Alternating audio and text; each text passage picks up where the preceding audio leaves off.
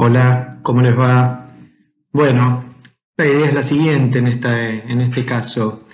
La semana que viene nos vamos a meter de lleno en el estudio de esta vía metabólica, una de las vías centrales del metabolismo intermedio, eh, que es la vía de los ácidos tricarboxílicos o la vía del ácido cítrico o la vía conocida como el ciclo de Krebs.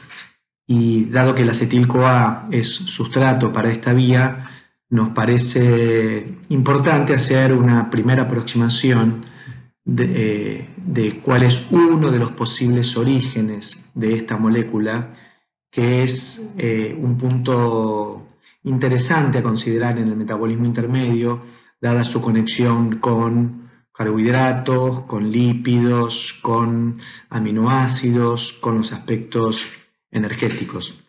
Entonces, nada, vamos a hablar un poquitito de uno de los principales orígenes de esta molécula. El acetil-CoA es un acetato activado por esta molécula que es la famosa coenzima A.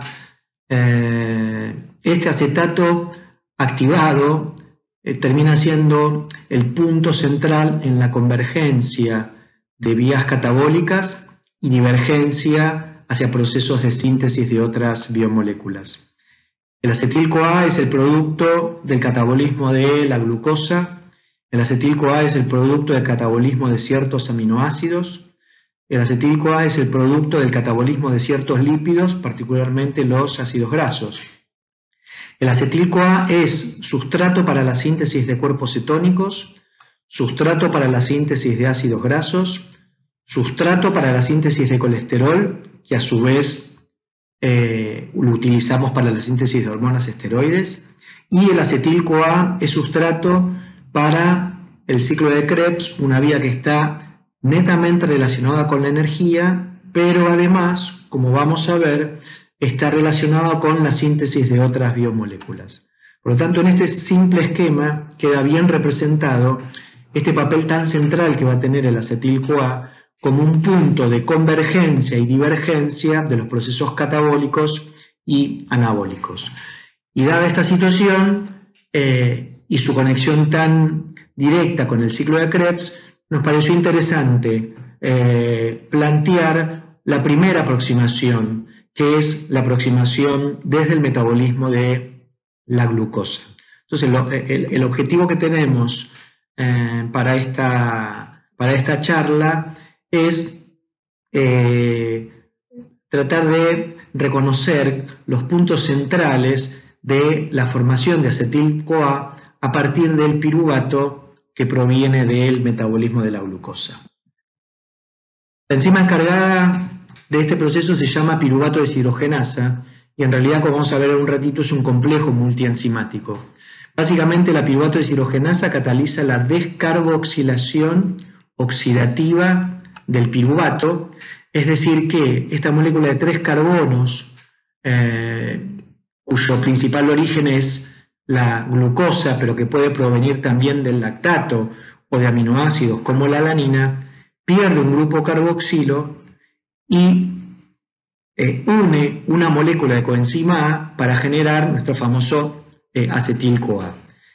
El complejo piruvato deshidrogenasa es un complejo mitocondrial, por lo tanto la síntesis de acetil-CoA es mitocondrial, mientras que el piruvato es una molécula que se forma, sea derivada de la glucosa, sea derivada del lactato o sea derivada de aminoácidos a nivel citosólico. Por lo tanto, el primer punto de análisis es el ingreso de piruvato a la mitocondria.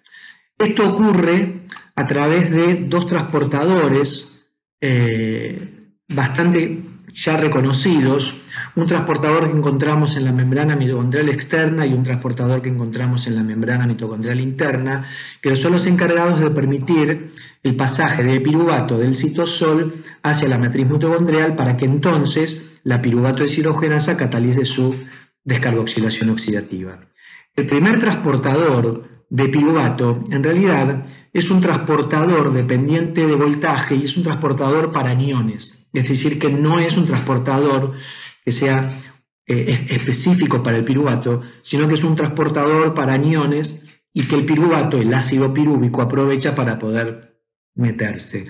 El segundo transportador, zinc, parece ser un transportador específico para el piruvato, se lo conoce como transportador mitocondrial para piruvato. Pueden llegar a encontrar que hay de tipo 1 o de tipo 2, y es la conjunción de la acción de ambos transportadores lo que entonces permite el ingreso del piruvato citosólico, independientemente del origen que tenga, hacia la matriz mitocondrial, para que entonces, ahora sí, el complejo piruvato deshidrogenasa pueda catalizar esta reacción que es tan central en el metabolismo intermedio.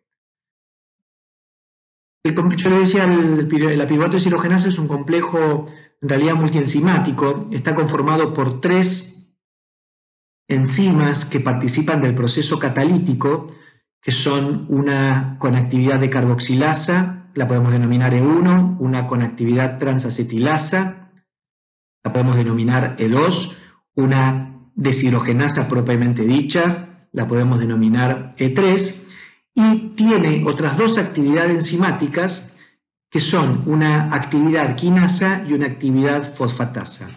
Es decir, que este complejo con 5 actividades enzimáticas me está mostrando 3 de ellas que participan del proceso catalítico en sí mismo y 2 de ellas que da la sensación que van a participar de procesos de regulación, dado que al tener una actividad quinasa y una actividad fosfatasa es muy posible que estén emparentados con procesos de fosforilación. Lo que es interesante es que la acción coordinada de estas 3 enzimas requieren la presencia de 5 cofactores enzimáticos. Vamos a nombrarlos y así volvemos a remarcar algunos aspectos sobre cofactores, coenzimas, etc. Tenemos como factor el pirofosfato de tiamina, derivado de la vitamina B1 de la tiamina, que está asociado a la primera actividad enzimática, que es la descarboxilasa. Tenemos el ácido lipoico, que no es una vitamina, el ácido lipoico es un derivado de un ácido graso de 8 carbonos, del ácido octanoico. Tenemos la coenzima A, que se sintetiza utilizando ácido pantoténico. Tenemos FAD, asociado a la enzima E3, que ya hemos hablado, algo es derivado de la riboflavina, la vitamina B2, y tenemos NAD, que sí nos aparece explícito en la reacción, que es derivado de la niacina.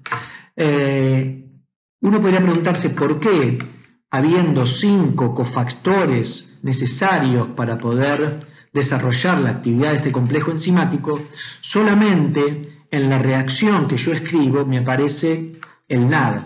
La respuesta es porque los otros 4 funcionan como grupos prostéticos, es decir, que están unidos a alguna de estas subunidades enzimáticas, razón por la cual no están apareciendo explícitamente en la reacción.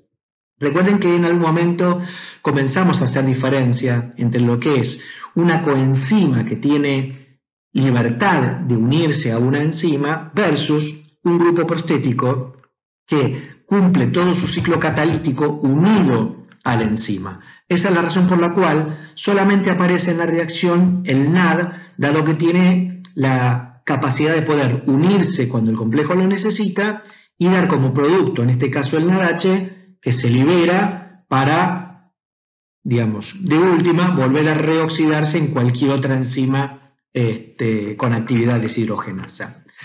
De tal manera que el funcionamiento coordinado de estas 3 unidades enzimáticas es lo que permite desarrollar la decarboxilación oxidativa que estamos hablando. Vamos a revisarlo, solamente por revisarlo, ¿no? Para poder entender un poco cómo es que se coordinan y cómo es que estas enzimas, desarrollan su actividad.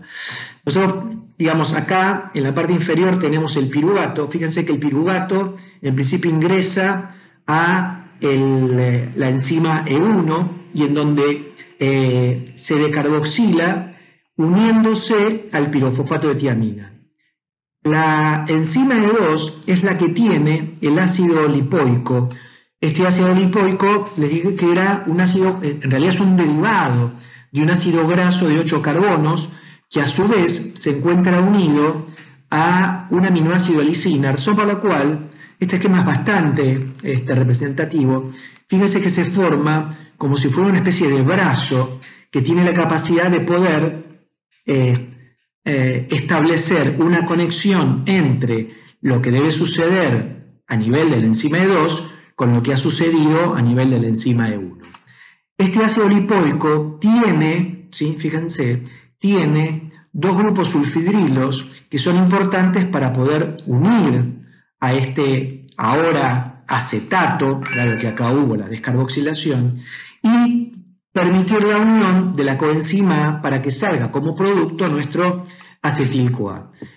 El resultado de este momento enzimático define que el ácido lipoico no ha quedado químicamente igual a como había arrancado la reacción. Y algo que cuando comentamos sobre las enzimas, todos hicimos bastante hincapié, era en el concepto que una enzima cumple todo su ciclo catalítico, pero al final permanece inalterada. Esto vale también para los cofactores, razón por la cual, como acá hay un proceso redox, este ácido lipoico tiene que volver a su estado original, y la vuelta a su estado original es la necesidad de la enzima E3, que, aprovechando su actividad deshidrogenasa, utiliza al FAD y al NAD como las moléculas que participan en la transferencia de electrones, de tal manera que la oxidación del ácido lipoico rinde los electrones para generar los NADH como producto. Entonces, estos 5 cofactores enzimáticos están participando en forma directa en el proceso de la descarboxilación oxidativa y tienen la capacidad de poder, trabajar en forma coordinada para que el complejo vuelva a su estado original. Les digo que es un complejo enzimático importante. Fíjense, acá observamos una microfotografía electrónica en donde observamos los complejos piruvato deshidrogenasa que estarían conformados aproximadamente por un núcleo central de al menos 60 unidades E2 y una especie de cobertura con 30 subunidades E1, 6 subunidades E3, más el complejo, la piruvato quinasa y piruvato deshidrogenasa fosfatasa.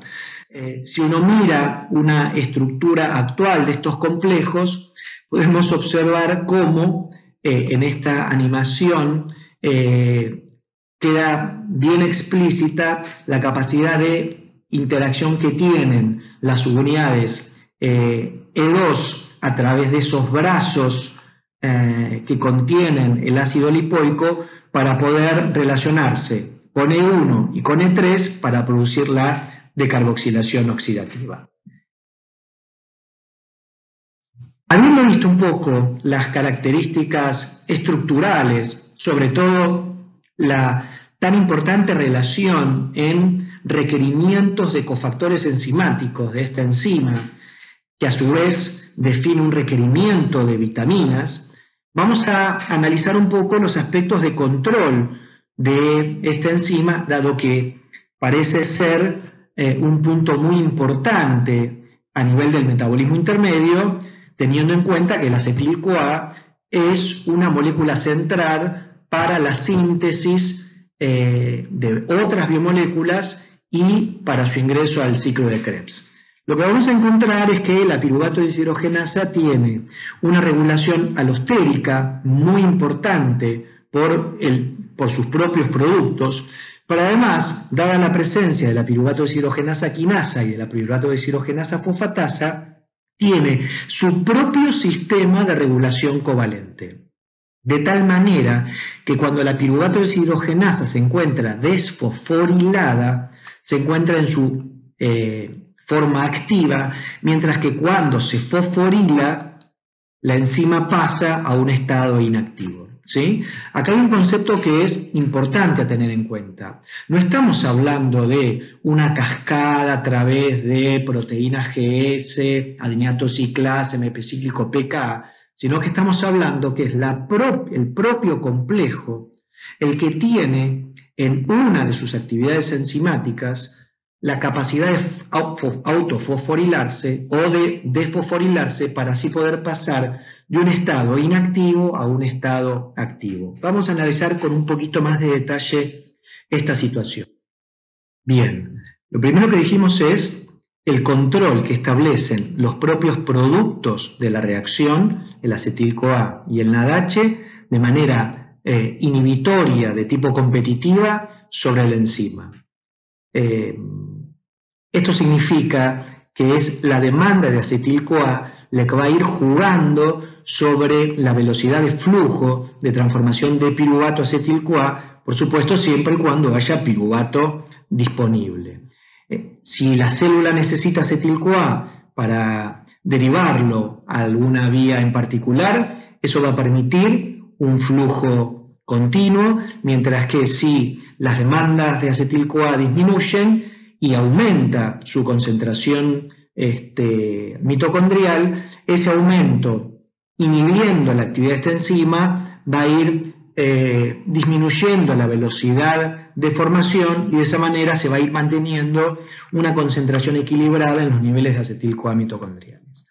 Por el otro lado, dijimos que teníamos la regulación covalente, es decir, su pasaje al estado fosforilado implica la inactivación del complejo multienzimático, ¿sí? Los puntos centrales de fosforilación se encuentran en la enzima 1. Y para eso es que tenían la piruvato deshidrogenasa quinasa y la piruvato deshidrogenasa fosfatasa como los autosistemas de fosforilación que controlan a su vez la actividad de esta enzima. Fíjense que este ciclo de fosforilación y desfosforilación también se encuentra controlado para poder permitir una regulación coordinada con la regulación por modulación que generan los propios productos de la reacción. ¿Quiénes son los principales moduladores positivos de la actividad quinasa? Aparecen de nuevo el acetil-CoA y el NADH. Es decir que los aumentos de acetil-CoA a nivel mitocondrial no solo inhiben competitivamente a la enzima, sino que a su vez estimulan a la piruvato deshidrogenasa quinasa para que pase el complejo a un estado fosforilado inactivo. Y de esa manera la célula en ese momento, en esa condición, se está garantizando que no haya producción de acetil-CoA.